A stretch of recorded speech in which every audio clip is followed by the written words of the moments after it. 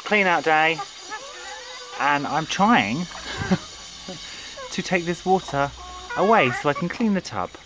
But as you can see, the ducks have decided to get into the drinking water and bath.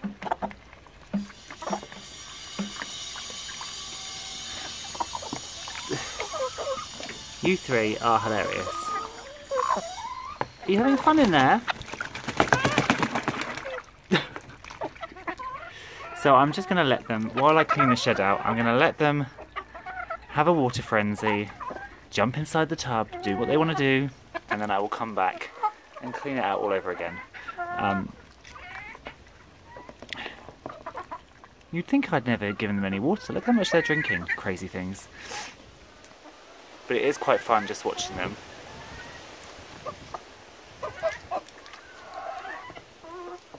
So if you've ever had ducks, you know that as soon as you bring any kind of water, they have a pond, by the way. They do have a water pond that they can go in, and I bring fresh water down every day. But anybody that has ducks will know they do create a mess, and they love to jump in their water.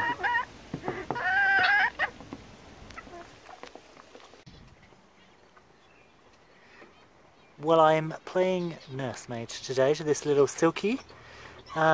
He was absolutely filthy, and he has really bad eye infection. So I've given him a bath, washed him, put him in the sun, so he's now fluffy and clean. But you can see how bad his eyes are. Now he's not sneezing, he's not got bubbly eyes, so I'm fairly sure this is nothing that's going to spread to the flock, so I'm not overly worried about the risk of it spreading. I think he's just got a really bad eye infection, and as you can see there, his eyes are pretty bad. He's producing quite a lot of gunk from them, and they're crusting them over. And of course, if, like me and you, if we get gunky eyes, we just pick them and we kind of put a soft cloth on them with some water until we can open them. Well, chickens can't do that. So when I found him this morning, both of his eyes were sealed shut. He hadn't eaten, because of course he's practically blind. Well, no, he is blind with both eyes sealed shut. So I've unsealed his eye, I've been feeding him all day, given him a wash. He's flicking his head a lot, but I think that's because he's got quite a lot of pus in his eye. Let's just go around the other side and see how that eye's doing. I've gone around the other side of you, mate. So again, you can see his eye is pretty bad. I'm basically wiping them with soft, wet cloths every couple of hours. You're okay. Well, it doesn't help that you're trying to balance on this, are you? So yes, so today we are nursing this little Silkie bantam rooster, and hopefully he's had something to eat now. His eyes aren't as bad, so before we go to bed I'll give him another little wipe, and hopefully now he's had some food and he's had a good drink, he should have enough stamina to kind of correct the illness and get better.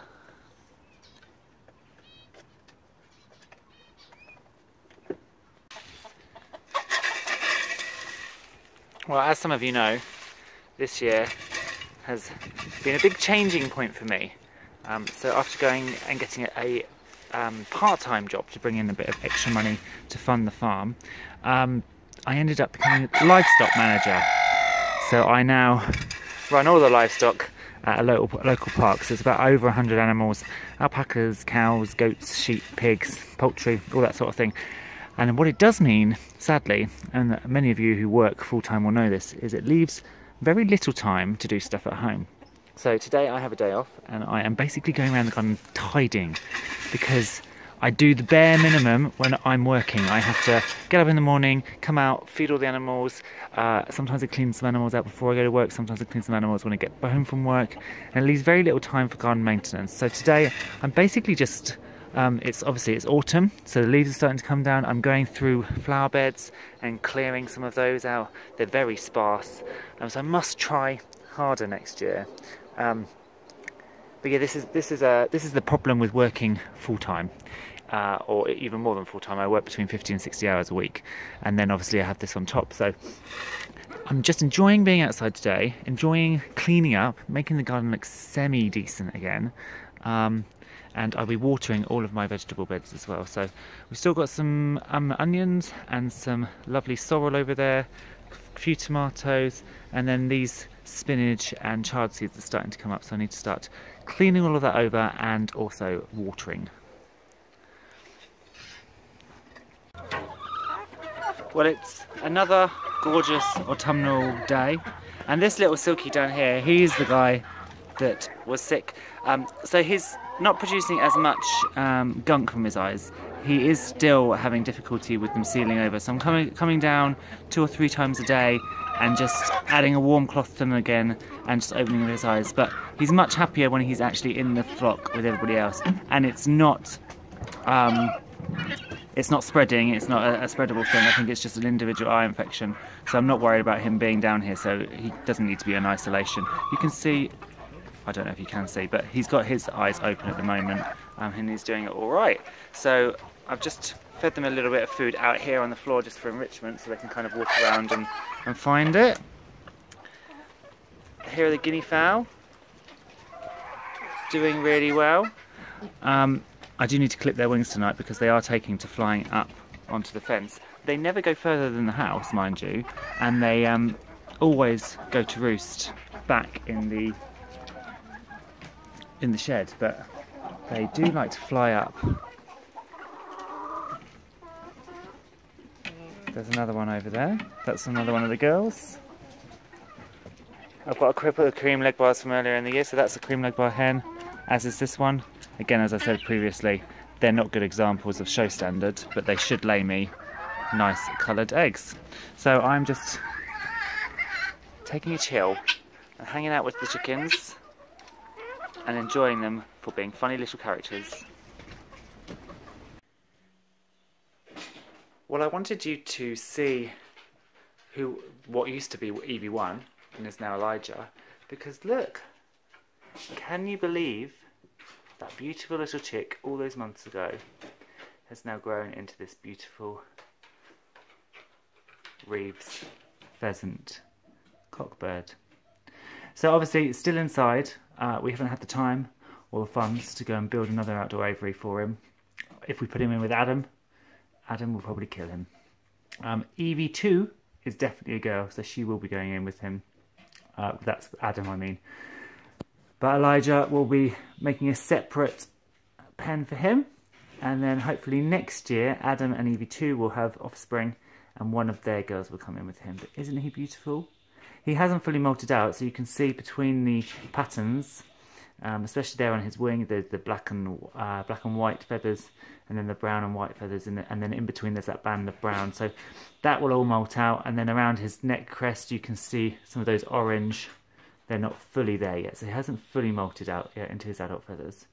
But he does look rather stunning, don't you, mate? He's not as friendly as he used to be, but then pheasants are game birds. They are not like chickens. We can't let him roam around the garden because that would be goodbye. So even just having him kind of this close and this chilled out in the house is pretty good for a pheasant. I love that little red eye patch. Hello.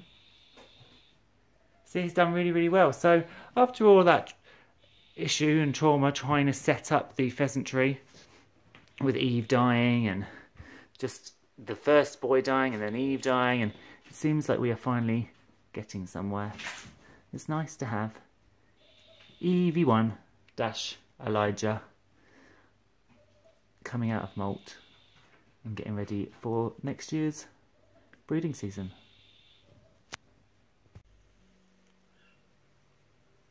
Now, one other area that I really want to focus my attention back on is the mealworm colony. So one of the very first videos I ever did was actually about setting up a mealworm colony, and the aim was actually not only to feed them to the chickens, but to eat them myself, because bugs have a very, very high protein content and a very low impact on the environment, a low environmental impact, because they don't produce much gases or bad things. You can make lots of them in very small spaces, and as I said, they have a lot of high protein. So that's one thing I'm going to focus on this winter, is getting this colony going again. Now you can see this colony is basically dead. All of these beetles are dead. So I need to filter through everything, take out all these dead beetles, all the casts, all the old, I think this was a tea bag that I put in there with a little bit of moisture for them. So there's another tea bag here that they come onto and sort of take the moisture off. So I need to filter through this entire system. We have got some mealworms that are left alive and some beetles. So we've got a starter colony that we can, and actually look, they have been laying because there's some big ones and there's some little ones. So they are breeding. We just need to maximise this colony and make sure we get as many as possible. So feel free to bug me about it. Haha, no pun intended. And I'm going to try and put some more effort into this because I would love to have this as a breeding colony of mealworms that I can not only feed to my own poultry and birds, but also that I can eat, because I've heard that roasted mealworms basically taste like peanuts. So I'm going to give that a go. So that's another thing that this winter I'm really going to be focusing on. Well, Brian made a great comment on Friday's video, reminding us that not only is it the season to sow hardy annuals and biennials, but also to take semi-ripe cuttings. And that's exactly what I'm going to do with this rose. So especially with the roses anyway, we tend to cut them right back in the winter to keep them nice and bushy and not let them get overgrown. So it's perfect to take off the cuttings and the material at this time of year and make them into semi-ripe cuttings. So I've got a nice little bowl of soil, and I'm going to basically snip this entire piece off. There we go. So I've got this entire piece of stem, and I can probably get 2, possibly 3 decent cuttings out of that, and then they will just go inside one place, keep this nice and moist, and then hopefully they will root, and then next year I will have some nice little white roses that I can use both here and up to the farm as well, because this is quite a nice natural looking rose, a nice open petalled rose as well, which is great for bees and butterflies and insects. So yeah, so today I'm walking around the garden taking some semi-ripe cuttings, and thanks to Brian for reminding me